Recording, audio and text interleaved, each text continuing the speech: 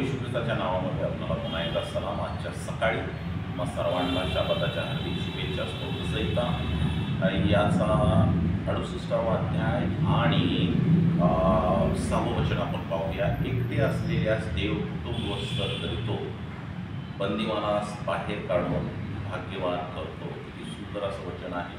परमेश्वराच्या गौरवासाठी जर आपण एकांतामध्ये असाल, एकटे असाल, निराश असाल आणि जर आपण कदाचित डिप्रेशनमध्ये असाल, काही वाईट गोष्टी आपल्या संगती घडत असतील आणि तुम्ही देवाच्या गौरवासाठी जगत आहात, परमेश्वराच्या प्रिय लेकरानं प्रभू तुम्हाला एकटं कधीच सोडत नाही. कारण त्याचा सहवास नेहमी तुमच्याबरोबर आहे, त्याची उपस्थिती नेहमी तुमच्याबरोबर आहे, त्याचा सहभाग तुमच्या प्रत्येक गोष्टीमध्ये आहे. कारण की प्रभू तुम्हाला आपली लेकरं म्हणून या जगामध्ये प्रभूनं तुम्हाला आणलेलं आहे. कारण की तुम्ही देवाचे आहात आणि परमेश्वर तुम्हाला कधीही एकटं सोडणार नाही आणि तो तुम्हाला कुटुंब वत्सल करेल किंवा देव तुम्हाला सहभागिता देऊन तुमच्या सर्व वाईट परिस्थितीतून, डिप्रेशनमधून परमेश्वर तुम्हाला बाहेर काढू शकतो. कारण प्रभू त्याच्या लेकरांना कधीही एकटं ठेवत नाही. म्हणून तर त्याला सहभागितेचा परमेश्वर असं म्हणण्यात आलेलं आहे. त्याला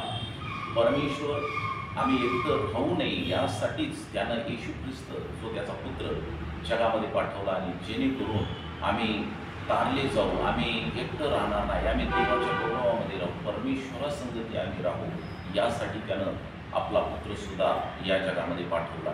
आणि प्रभू येशू ख्रिस्तानं त्याचा प्राण वाहून आपल्याला वाईटातून, सैतानाच्या बंधनातून आणि वाईट अशा दरीतून बाहेर काढलं, जेणेकरून आम्ही एकटा असणार नाही, जेणेकरून आम्ही तारले जाऊ, जेणेकरून लवकरच आम्ही स्वर्गाच्या राज्यामध्ये आपला प्रभू येशू ख्रिस्ताच्या संगती राहू आणि परमेश्वराचं गौरव करत राहू. प्रिय देवाच्या लेकरांनो, तुम्ही एकटे असाल तर ध्यानात ठेवा की परमेश्वर स्तोत्रसहिता 68:6 आम्हाला म्हणतो, एकटे असलेल्यास देव कुटुंब वत्सल करीतो, बंदिवानास बाहेर काढून भाग्यवान करतो.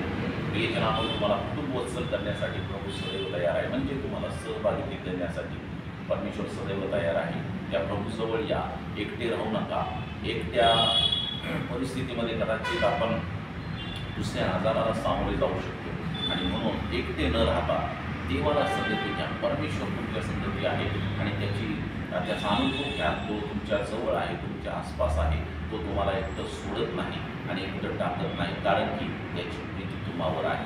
देवबाप आजच्या शाबाताच्या तुम्हाला भरपूर असे आशीर्वादानं करू आणि देवाचं गौरव करण्यासाठी परमेश्वर तुम्हाला सशक्त बनवू आणि देवाची सहभागिता तुम्हाला लाभू, तुमचं एकटं पण दूर हो आणि परमेश्वर तुमची काळजी घेऊ अशी माझी प्रभूचरणी आज तुम्हासाठी प्रार्थना आहे. धन्यवाद. देवबाप तुम्हाला आशीर्वादित करू. आमेन.